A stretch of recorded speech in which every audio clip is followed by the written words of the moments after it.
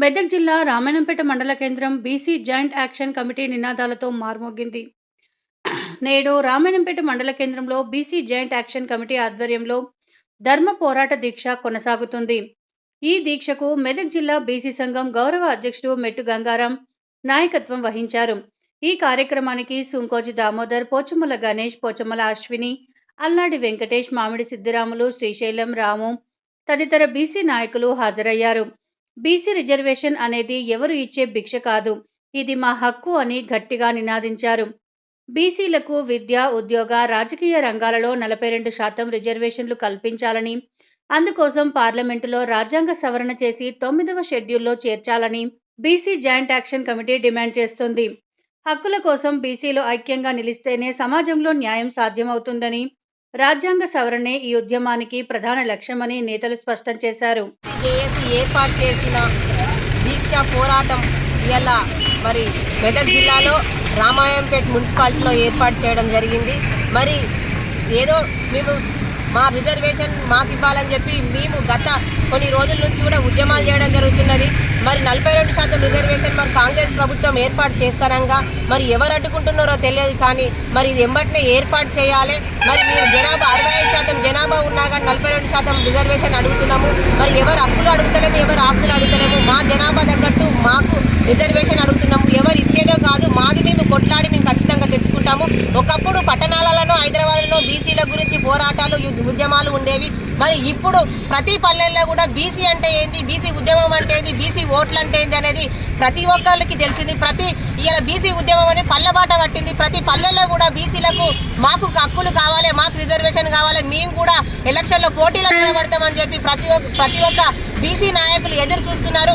మీరు ఇప్పుడు ఇట్లా మాకు 42% బీసీ రిజర్వేషన్ ఇవ్వకుండా ముందస్తుగా ఎలక్షన్లు పోతే మరి ఏ పార్టీ అయితే మాకు సపోర్ట్ చేస్తారో ఆ పార్టీకి పుట్టగతులు లేకుండా చేస్తారు మరి బీసీ నాయకులు.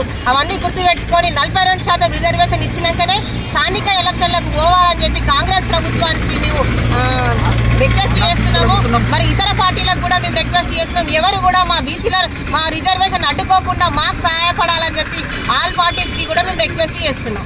జాతీయ బీసీ సంక్షేమ సంఘం పిలుపు మేరకు అష్ట ఆందోళనలో భాగంగా ఈరోజు తెలంగాణ రాష్ట్ర బీసీ జేఏసీ ఆధ్వర్యంలో జరుగుతున్నటువంటి ఈ దీక్షా శిబిరం, దీక్షా సభలు ఇప్పుడే ప్రారంభమైనాయి. కాబట్టి మరి బీసీలకు చట్టసభలో 42% రిజర్వేషన్లు సాధించడానికి పార్టీల పరంగా ఇస్తామని కొన్ని పార్టీలు చెప్తా ఉన్నాయి.